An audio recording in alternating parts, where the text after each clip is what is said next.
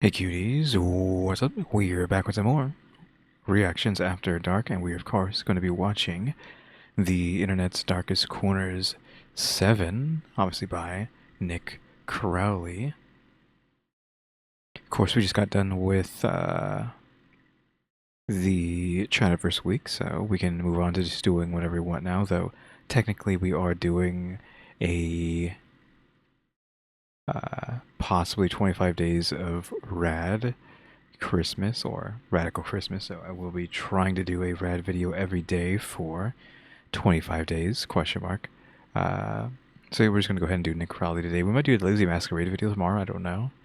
We'll have to see about that. But yeah, I don't think I have much to say. There's no hater segment today. I probably won't do a radical break today. I don't got nothing for that. I might just save radical breaks for like Stephanie stuff, or maybe Rotten Mango stuff even, since those videos get pretty long. Plus, you might need those are videos you actually might need a break for, so that would make more sense for like the Rotten Mango stuff, or even like stuff like this. But I think we're good. We're just gonna get straight into this one though.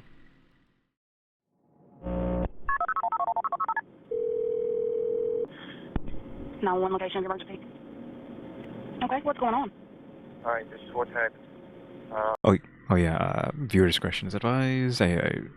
Before I end up forgetting to say that. I mean, you could read on the screen before, right? But again, viewer discretion is advised. It's the 7th of November. The blink of an eye. 45-year-old Joseph Parker dials 911 at 2:45 in the morning to report an urgent incident that had taken place inside his home in Springville, Tennessee. I'm surprised that we're starting off with the thumbnail, because isn't this the guy on the thumbnail? And like the first thing is him. An incident that had been solely his own doing. I've been married 12 years. On the 4th, which would have been 2 nights ago at 4 a.m., I shot my wife in the temple of her head. I thought I killed her.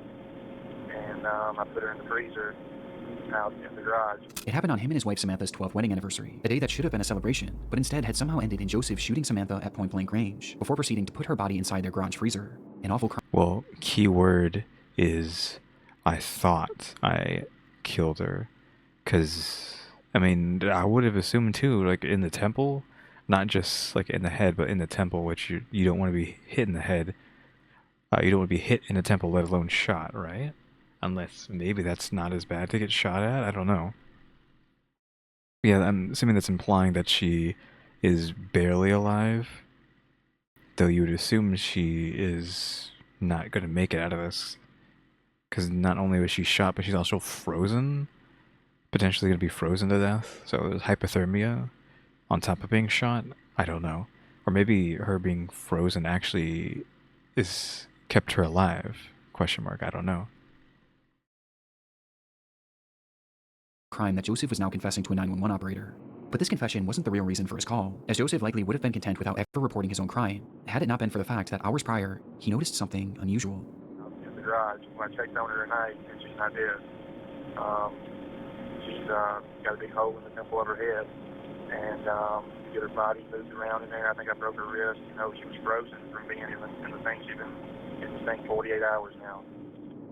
Again, what the heck? Shot in the head, been frozen for 2 days, haven't eaten or drank anything for 2 days, and yet still alive? Question mark. There's no way she lives, because she's already, what, dehydrated, hungry, frozen, so hypothermia, shot in the head, broken wrist.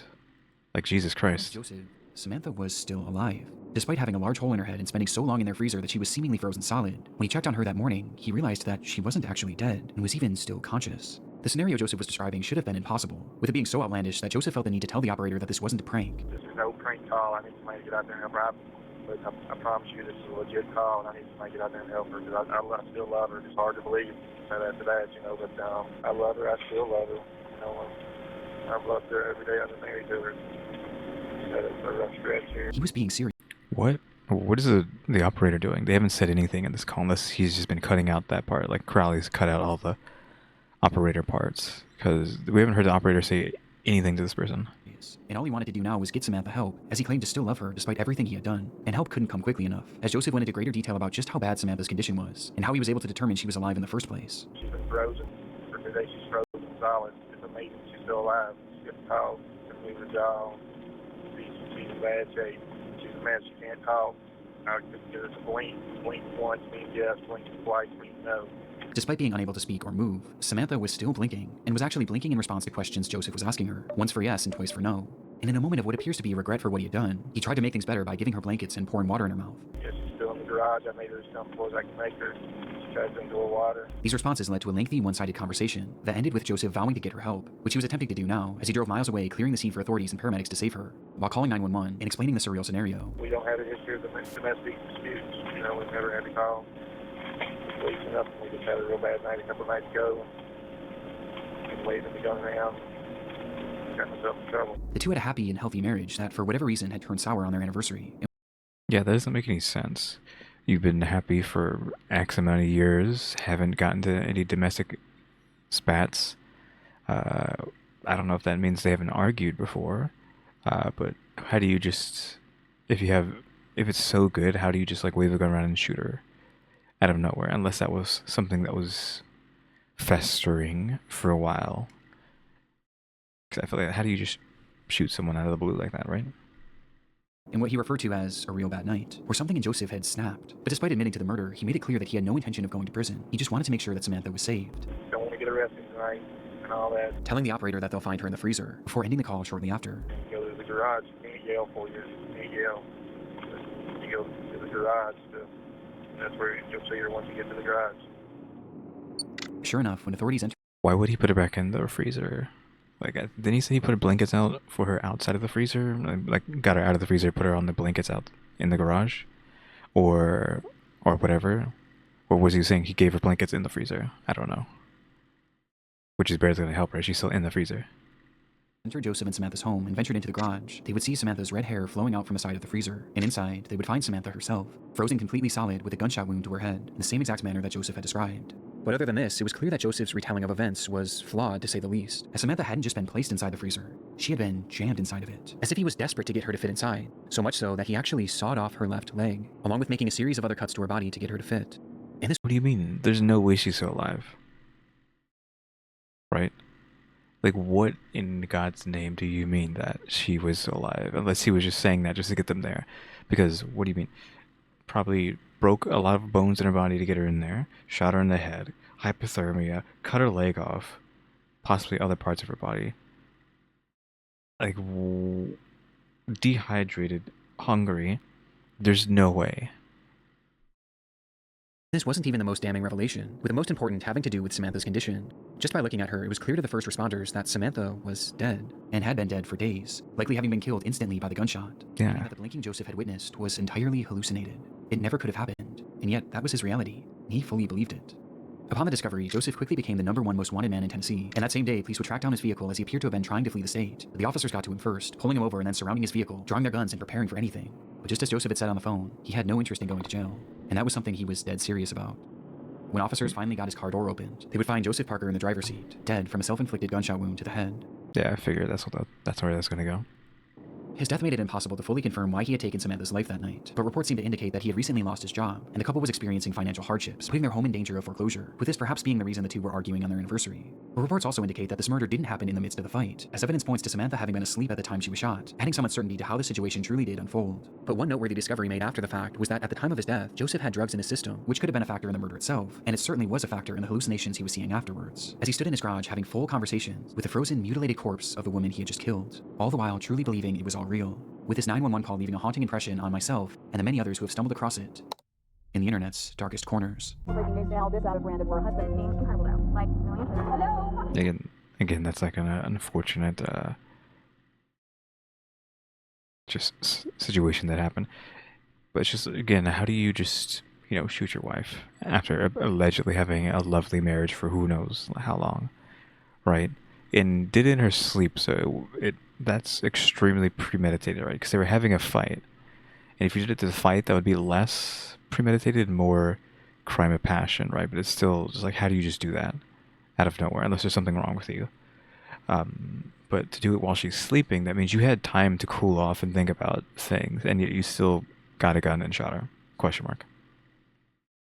So, again, it doesn't make any sense. We'll never understand what happened there. On the lighter side, though, and I love these little cuts that he does, like the drop.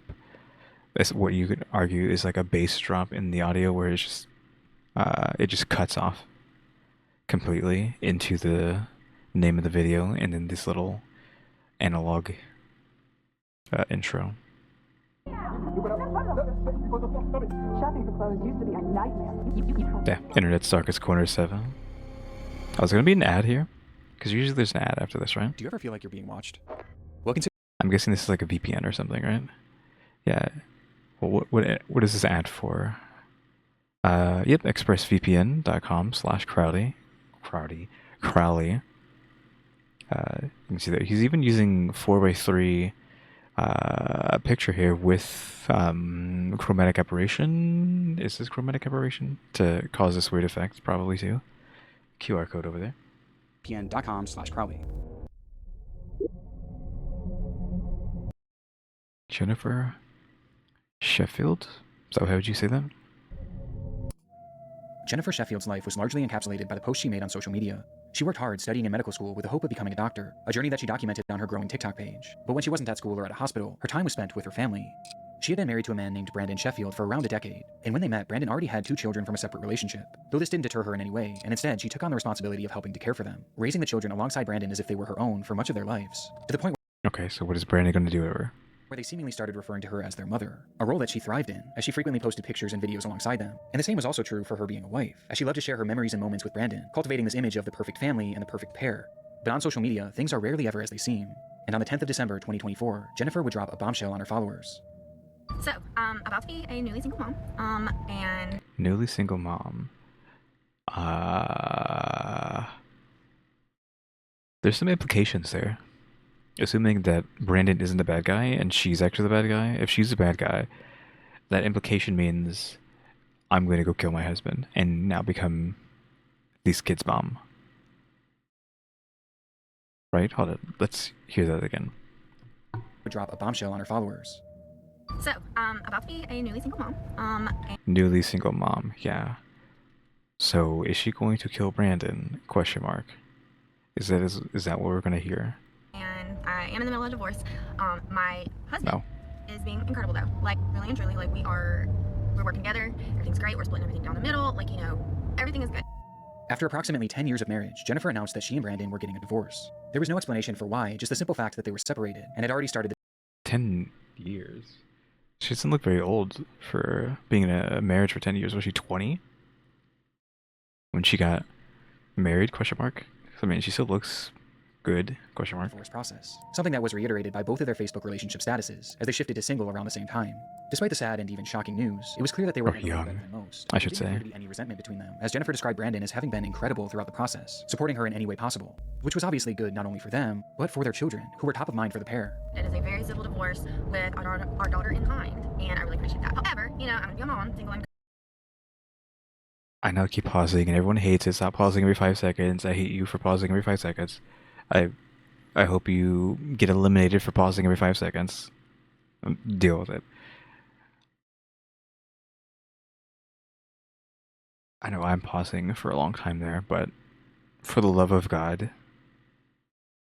whatever your name is, Mrs. X Sheffield, put your hands on that steering wheel. Because, like, that's all I'm, like, noticing is, like, she is constantly doing gestures with her hands completely off the steering wheel. Put your freaking hands on that steering wheel. Like, right here, I think both of her hands are off at some point. Like, can you stop doing that?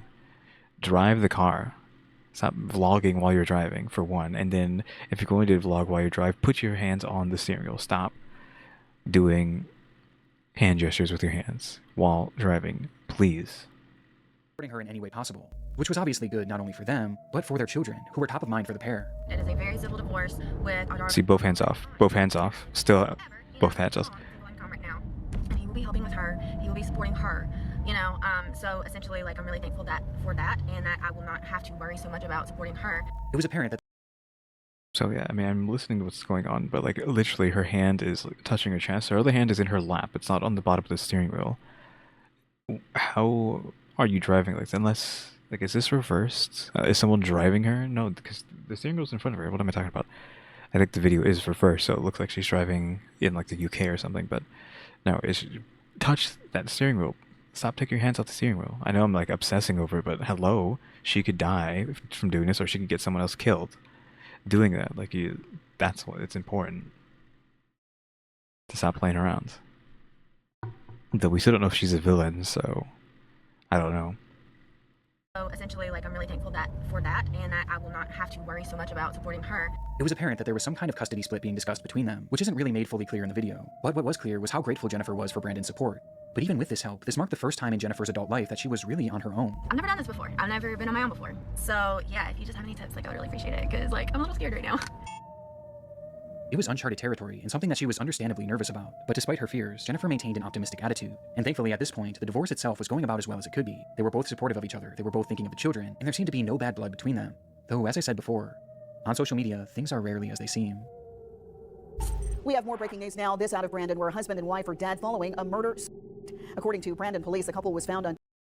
So both of them are died. Both of them are died. Both of them are dead. Wife found dead in alleged murder-suicide. So he killed her? Jennifer Sheffield, 30, and Brandon Sheffield, 40. I figured he was like 10 years older than her because he looks way older. So yeah, they were married since she was 20, and he was 30. Family was conducting a welfare check on Jennifer. Family says there were obvious signs of foul play. This is an ongoing investigation. So who killed who? Because his husband, wife, found dead in alleged murder-suicide. We're thinking the husband killed her because his name's first, or his moniker is first. I don't know. How would you even refer to that? Like, husband is before wife here, so does that mean he killed her? If it was wife, husband found dead, would that mean that she killed him? Because I can't tell, like, just from how she was acting, who was going to do it. On Toulon Street this morning after family conducted a welfare check on 30-year-old Jennifer Sheffield. 18 days after posting this video, praising Brandon Sheffield for the incredible way he had been handling their divorce, both Jennifer and Brandon would be found dead inside their Mississippi home. That morning, family members arrived at the house to perform a welfare check, but noted signs of foul play outside, leading to them calling the police. Inside, officers discovered the pair lying next to each other. Each had a single gunshot wound to the head, with one thing being blatantly obvious. Brandon Sheffield had been the one to pull the trigger both times, shooting Jennifer before turning the gun on himself. What happened that night isn't fully understood, but the motive is fairly clear. This was likely the result of the divorce that Brandon had supposedly been handling so well, though obviously there seemed to be more going on behind the scenes. Perhaps the violence was spurred on by the holiday season, and Brandon's realization that this would be their last as a married couple, or perhaps he just wanted Jennifer all to himself, and if he couldn't have her, no one could. Since her murder, Jennifer's video has become a morbid piece of internet history, and just seeing how full of hope she was is heartbreaking in hindsight. And because of Brandon's actions, not only was Jennifer robbed of her future, but these children were robbed of their mother figure and their father figure all in one night. Yeah, she looked like a nice, lovely lady, but it's always like the kids, right? The kids now don't have either parents because of whatever reason he did this for. Again, another case where we don't know why this happened because they're both dead, so no one can give an explanation for what happened. Now we have at least 2 kids with no parents. I don't know if she had kids with him during the 10 years they were together. He already had the 2 when they got together because he was already 30, right? So that's at least 2+ kids that now have no parents. Though, actually, it depends on if his ex-wife or whoever these children's mom actually is, if she's still around. Because maybe they can go back to her or something. At least have something, right? Some sort of silver lining. Not silver lining, but something. Instead of just them being all alone now. Making this even more devastating, some articles have claimed that one of these children was actually in the house during the shootings. What Brandon did was nothing short of evil, but surprisingly, not everyone has seen it this way, as the discourse around this case has somehow led to people actually sympathizing with him, and even blaming Jennifer for her own murder. Sadly, this is just a fraction of the disrespect that Jennifer has faced since her death, as there have been numerous other online controversies surrounding her and her family. Though for the sake of this video, I don't want these to distract from the very real story and the very real victim at its core, a young woman who will now never get to experience the future that she was so hopeful for. I had this feeling this morning for some reason to tell you that it's gonna be okay. You still have a purpose. You've got to keep pushing. You still have a heartbeat. And that means that you gotta keep going. It was Chapter 3. Posted before. Stay put. Throughout 31-year-old Rania Ibrahim's Facebook page, friends, family, and followers have been accustomed to seeing posts of her children, various religious texts, and other media from her day-to-day life. But on June 14th, 2017, Rania would begin her very first live stream, and it was clear from the start that something had gone terribly wrong. Shut in the front. Okay, open the front door. You're going to bring the smoke in. Okay. You're not going to be able to breathe. Your children, maybe someone outside? They're in the Okay, so they're stuck in a fire, question mark, I'm assuming. Are you sure? They've gone into the... The footage is from Ranya's perspective, as she and another woman discuss what lies behind the front door of the apartment unit they were in. The woman, believed to be 33-year-old Isra Ibrahim, told her not to open the door as it would let the smoke in, while Ranya insisted that people might still be out there and in danger, eventually leading to her peeking outside, and in turn giving us a glimpse inside their nightmare situation. There's too much smoke here. Okay, I'm gonna open it. Allah, la ilaha illallah, fi hadith from la hawla wa la quwwata illa billahi al-ali al-azim, ya Allah. I'm assuming this isn't actually that. There might be some sort of like war going on the outside. If like we're letting smoke into the house and there might be people outside, that implies this is the front door and there's something going on outside rather than in. Well, this is an apartment complex.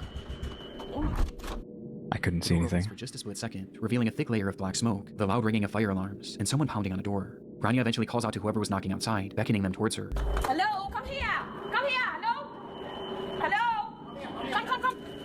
Quick! To which 57-year-old Gary Monders emerges from the smog, completely covered in ash. Does he have a baby? And one that you can start to piece together based on the footage alone, as it was clear that there was a fire raging inside that apartment complex, and the entire floor Rania was filming on had been filled with smoke. Smoke that essentially trapped her and a few others inside this flat. Yeah, but what was he carrying on his chest? Is that a baby, or is it just belongings or whatnot?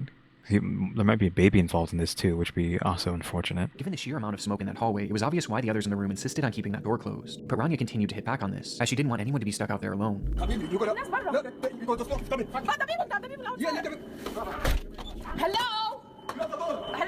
I'm going out. Hello? Oh my god, I closed it. Before eventually conceding and closing the door for good. It was obvious that the situation was dire, but just how dire wasn't revealed until Rania made her way over to the window. Okay, I'm not going, okay. They're in some sort of high rise, right? Is that what this would be referred to as? It's a really tall apartment. Is what this is. There's like no way out without, burning or jumping. Though, if these doors are that solid for not letting smoke in, then if they just open up the windows, will they just vent out? And just hope that the fire doesn't destroy the building and it collapses, or it like gets to them and then they're just trapped here? Like what do you even do in this situation, right? You're in a billion floor apartment complex with a fire raging. Question, well, we don't know how much it's raging. There's just a lot of smoke. Do you try the sheet method and just hope you don't die? By that I mean like how you would normally see in shows or movies or whatever, where kids are like breaking out of their house to go out at night, right? They tie a sheet to something inside the house and then let it out the window. And just like multiple sheets of that actually work in real life to try to make a sheet rope. Because it's, I mean, what do you have to lose? You're either going to burn to death or you're going to fall to death. At least there's a % chance that you might make it down instead of falling to your death. Question mark. If you know how to tie, I guess, knots well enough to not have them come apart on you while you're trying to climb down.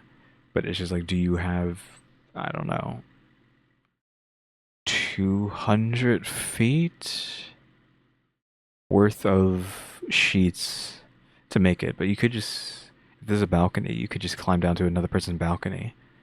And if they're in there, then you could have, and if they're in there and the fire isn't down there, you can just get in there, have them help you, and then like leave. Or if there is no one in there, you're going to have to break into their house and get more sheets and then do it again, right? And just tie the sheets possibly to the sheets you already have up there, right? And just keep doing it and find whatever you got, right? I'm just thinking could be a tactic if it would work at all, right? And you just have to keep going down, breaking into people's houses unless they're in there, then have them help you. Otherwise, keep breaking in, more sheets, break in, more sheets until it's safe to just jump down from wherever the makeshift rope is. Or just have rope in your house, because you never know. If you live in a tall place like this, I feel like, okay, if you live in a place that's like 100, 200 feet off the ground, just have a strong anchor point near a window and have rope pre-tied to it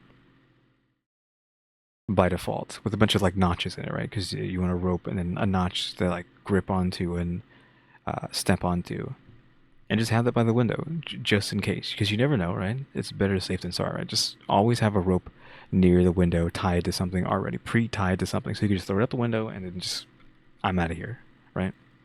They were 23 stories in the air, in the highest floor of the Grenfell Tower, located in North Kensington, London, England, where Ron... So I'm assuming it was pretty high, 23 stories. How would... Is that exactly how high I think it is? Like 200 feet?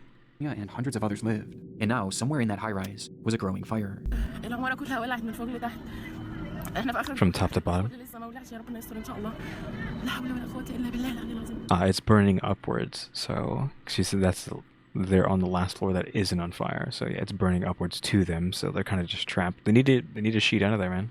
As she looks out the window, Rania tells her viewers that she believes the fire had started from the bottom of the structure and was quickly working its way up to them, with it now being just one floor below them. But officially, this wasn't the story that Rania and the others in the room were being told, as each time they would dial 999, the operators would tell them that the fire was generally contained, and leave them with one clear instruction: stay put.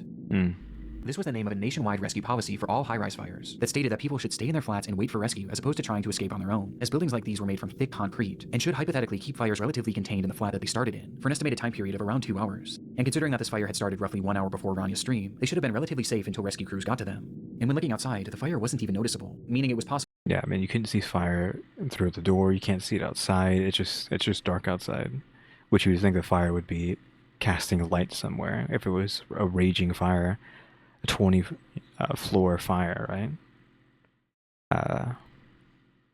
Possible it was still contained. Who knows? Simply been producing a lot of smoke. But that belief was far too optimistic for reality. 1 hour before Rania's stream. Yeah, hello, hi, in the fire, flat 16 Grenfell Tower. Sorry, a fire where? Flat 16 Grenfell Tower. It's the 4th floor. Right, okay. Quick. They're on the way already. They're burning. Oh, you can actually see it from outside. Approximately 1 hour earlier, on the 4th floor of the tower, a man called 911 to report that his freezer had caught fire. It was an incident that had happened through no fault of his own, and due to his quick phone call, firefighters would arrive on the scene within minutes, one of whom was... A freezer catching on fire is ironic. I know that's like kind of messed up to say, but like, is that normal for a freezer to catch fire? Because we have so many. We have 2 freezers plus a refrigerator. So it's kind of like, wait, hold on a minute. These things just catch fire? Or can they just catch fire easily? Because, oof. Was wearing a camera that showed that they were able to handle the blaze in a relatively efficient manner.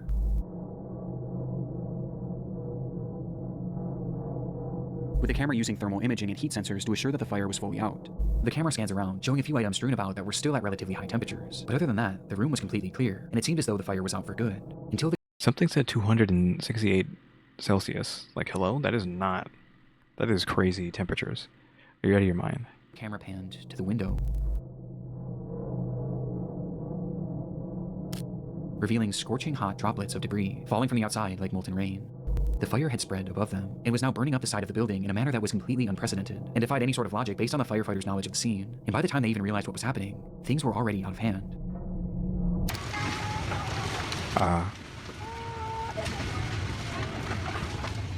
Some baby crying in the background. Fire was huge, and within just that first hour, nearly the entire building was engulfed in flames, and Rania was now trapped on the tallest floor, opposite to where the fire was raging. And she wasn't alone. Not only were there over 100 people left in the building at this time, but 2 of them were Rania's own children, 4-year-old Fethia and 3-year-old Tanya, who were stuck in the same flat as their mother and several others. With desperation mounting, some of the others called out the window for help. We're stuck on the 23rd floor! Alarm! كان في لندن فين؟ There's too many people stuck upstairs! Until the stream went dark roughly 6 minutes later.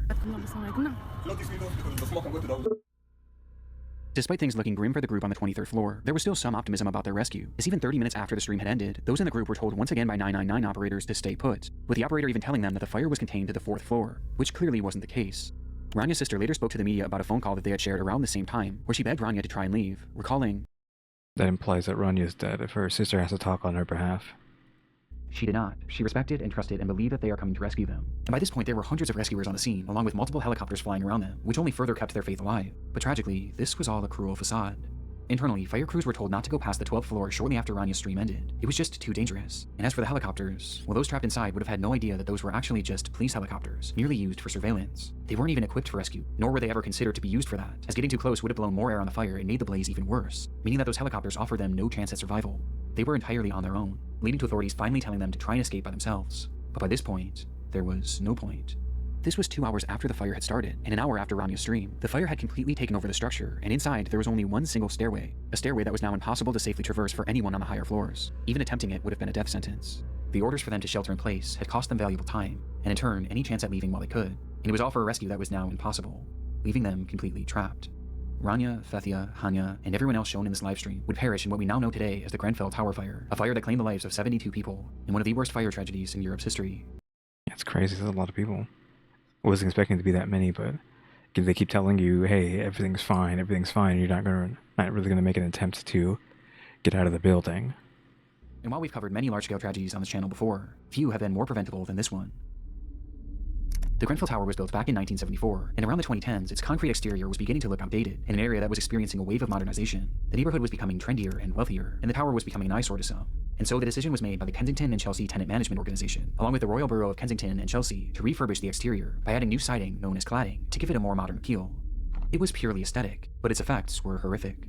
The cladding was created by a company called Arconic, which had tested it numerous times to see how it held up to fire, and the results were awful. Their ACM cladding received a grading of F, with it being apparent that it was extremely flammable, with some likening it to gasoline due to how quickly it would erupt into flames, while also— Isn't that really stupid? If it's so flammable, I feel like the sun could set this on fire. Question mark, if it really wanted to. If it got hot enough and the right conditions were met, this could easily set this thing on fire. Like, what do you mean it has an F and is like similar to gasoline? Hello? 3 times the amount of smoke as usual fire. It's almost like they wanted this place to burn down so they could just replace it with something else. Also producing 3 times the amount of smoke as usual fires. But despite having these test scores and even acknowledging their failure in multiple emails sent throughout the company, notoriously following up their F score with a line, "Oops," they not only refused to fix the problem, but they also kept selling it, with one of their clients being the group working on the Grenfell Tower refurbishment. And it wasn't even a secret either. Those in charge of the project wanted it done as cheaply as possible, and this ACM cladding was as cheap as it got, and so they chose it despite knowing the fire risk. And worst of all, they had the opportunity to buy a version of this product that was actually flame retardant, but they opted for the cheaper, more dangerous product, which in the end only saved them about £5,000, or roughly $6,500 USD. Damn, like, wait, it's just $5,000. I know, to a regular human being, $5,000, like, wow, that's a lot of money. To a company, that's nothing, right? So just pay the $5,000 with $6,500, because now that's 72 people dead, and that's you're probably bankrupt and out of business now. Though I don't know how they just got away with selling some sort of material for building that is might as well be gasoline. Like what? Like solid gasoline?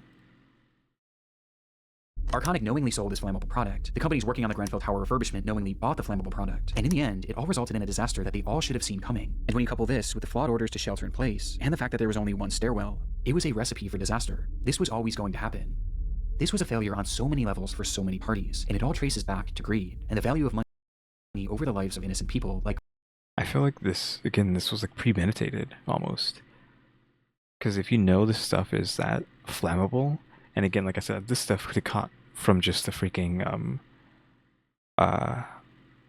sun itself. If the sun really wanted to set this place on fire, if it's that bad, that they wanted this place to get destroyed so they could replace it, since it was such an eyesore, right? Like Rania and her children. Despite the fire starting 8 years ago, justice has yet to be served, as investigations are still ongoing to this day, leading to an agonizing wait for all those who lost loved ones in the blaze, with the trials themselves not expected to start for another full year. What do you mean, like the trials haven't even started, like almost a decade later? The policy of stay put remains in effect to this day, though it has been slightly altered since the fire. What does slightly altered mean? It's estimated that there are still thousands of residential buildings in the UK and worldwide with flammable ACM cladding.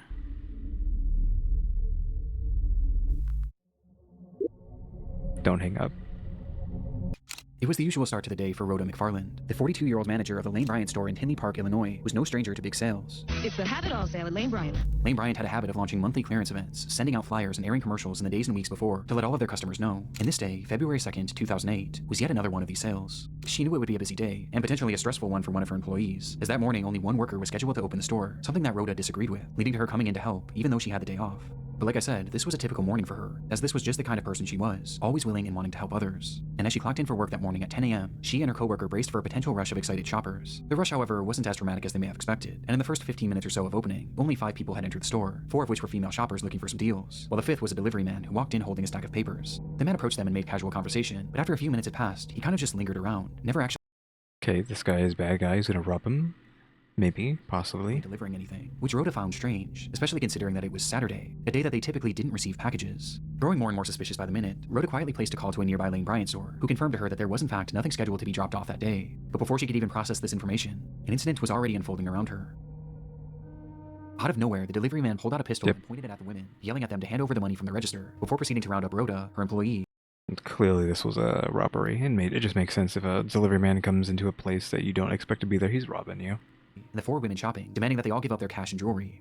After he was satisfied with the collection, he forced the women to the back of the store, where one by one he bound them with duct tape, placing them each face down on the floor, and putting underwear over their heads to obstruct their view. In the minutes following, he would venture back out into the store where 2 other women had entered, and they too were then robbed and then forced into the back room, where they were eventually subdued, but not before he struck one of them in the face with his pistol, nearly knocking her unconscious. It appeared to be a fairly high-level robbery, but after he now had them all in the back room, the whole operation seemed to grind to a halt. It was like he didn't know what to do next, as he started pacing the room and slowly losing his cool. The minutes ticked on, and the more time that passed, the more agitated he became. It was clear that the pressure was getting to him, and sensing his disorganization, Rhoda seized the opportunity, quietly slipping her hand free, allowing her to call 911 through her Bluetooth headset. 911 emergency. We're at. Despite the man being in the room with her and the others, Rhoda managed to alert authorities to her exact location. I want to hear that again, because, like, the operator, immediately was like, okay, locked in, it felt like. Because you just hear someone whispering to you, and you're like, oh, got it, we're coming. Call 911 through her Bluetooth I want to hear that again. 911 emergency. Yeah, she's like 911 emergency. And she's just like, this is... Like, she's locking in and being like, hey, just getting straight to the point, we're at Lane Bryant. We're at. And she's like, okay, where? Despite the man being in the room with her and the others, Rhoda managed to alert authorities to her exact location, telling them to hurry and making it clear that the situation was urgent. In the background, you can also hear the robber himself, whose disheveled state is apparent as he outwardly states, the operator was on it, quickly dialing dispatch and telling Rhoda not to hang up. Stay on the line. Let me get you to Tinley Park. Don't hang up. Though within just a split second, the call disconnected. By some stroke of good fortune, there was actually an officer in that shopping center only about 100 feet away, and from the time that Rhoda made that call, the officer managed to arrive on the scene within just a few minutes. Oh, he's sprinting in there. Store, but inside he found nothing, until he made his way over to that back room. Inside, he would find them. 6 women with underwear over their heads, lying on the floor, each one having been shot execution style just seconds after Rhoda's 911 call. Yeah, that's what I was expecting. Unfortunately, I just figured, like, they're lying on the ground, the back of their heads are exposed, he's going to shoot them in the back of the head, execution style. So, oof. I mean, I saw it coming, but still. It was a mass murder, but in the midst of this awful scene, one thing was missing. The killer himself. And so authorities flooded the area, scanning and searching all over for the gunman, who was described as a black man with a husky build and a single braid that fell to his right cheek that ended in green beads. And the reason they knew exactly what he looked like wasn't because of security footage, as at the time the store didn't even have any CCTV cameras, but instead, it was because one of the women actually survived. Oh. Okay, well, at least someone survived. Though, it's kind of, like, dumb on his part to have such a striking visage, I guess I'll say. Like, literally a single braid on one side with green beads. That is a very specific look. Like, you're probably the only guy who looks like that in this entire area. So they're easily going to find you. I mean, if someone sees you, but he, of course, executed all of them, or thought he executed all of them. So who's going to be still alive? Is it going to be her? Did her, like, Bluetooth thing save her? When he began his executions, he moved his way over to the employee that Rhoda came in to help, and when he fired his gun, she moved at just the right moment, causing the bullet to graze her neck, to which he proceeded to then play dead so that the man wouldn't notice. And thankfully, he didn't.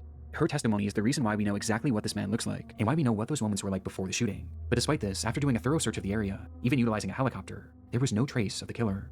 The CCTV footage from a neighboring store showed that just before Rhoda made that call to 911, 2 large SUVs pulled up in front of the building right after the shooting likely occurred. It's believed that both of these SUVs were involved in some way, with one potentially being a lookout and the other likely being the getaway car, explaining how he would have gotten away so quickly. Not to mention that the store was located right near the entrance of an interstate, which could have taken them out of the state extremely quickly. That was 18 years ago, and today neither What? the shooter nor 18 years ago.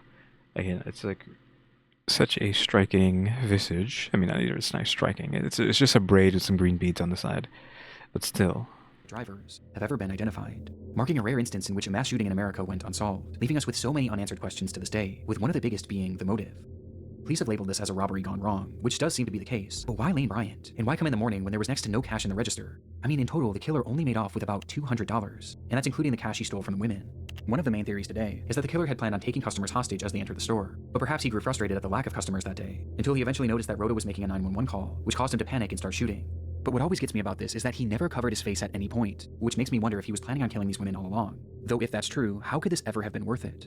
Due to just how bizarre this whole situation is, some have posed other theories, like perhaps this was someone with a drug addiction who was looking for quick cash to get his next fix, perhaps explaining his rapidly deteriorating behavior, or even that the suspect was actually a woman who never got caught because police were primarily looking for a male. But it's impossible to know for sure at the moment, and might not ever be known, as despite having survivor testimony, an exact description of this man's face and body, his voice, and even his DNA, which was discovered under one of the victim's fingernails, we still have no idea who this man is, or where he went. Yeah, it's like, that sucks that he just got away. Like, all that effort, getting, the main lady being able to call 911, locking in and just being like, hey, location, and, you know, the operator not fiddling around either. I mean, this was like 20 years ago, so I guess maybe they were just better back then. She's like, okay, location. She didn't even have to say location. She's like, hello, need help? Location? Okay, where specifically? Okay, they're coming. And then that's it. And then the guy was like there already, but just couldn't get there fast enough, which is unfortunate. And then one of them survives and still don't catch this guy. Really survives. Accurate depiction. Freaking DNA evidence of the guy. And it's like, no. Free for 20 years. I mean, he could be dead. So there's also that. Maybe that's why they can't find him, because he's dead. Unfortunately, but... Unfortunately, because he hasn't gotten any justice for what he did, right? But...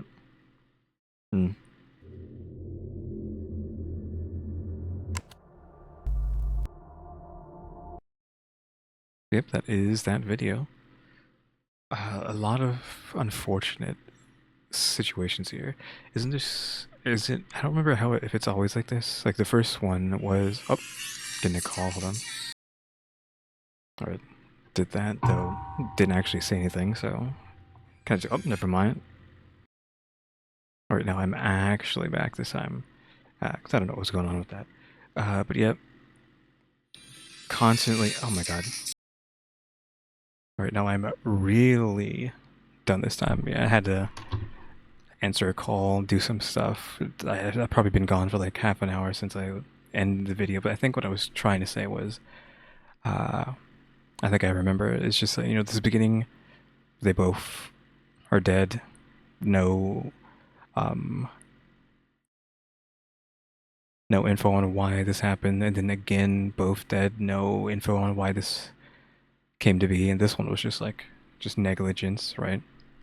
They could have been saved. Again, I don't know how they're just allowed to sell something for buildings that are known to catch on fire. Like, sell a material that is... Well, is no different than gasoline. Putting gasoline on a building. Like, what? How's that even allowed? Especially with the UK, right? And then this last one, like, they're just getting away for 20 years, despite such depictions, someone actually living, DNA evidence. It's just, they still can't find them. So it's just bad tragedy after tragedy after tragedy with no good conclusion, unfortunately. But yep, that is that video for today. I probably should just like hurry up and end and not like yap for too long, since I'm having to do so much.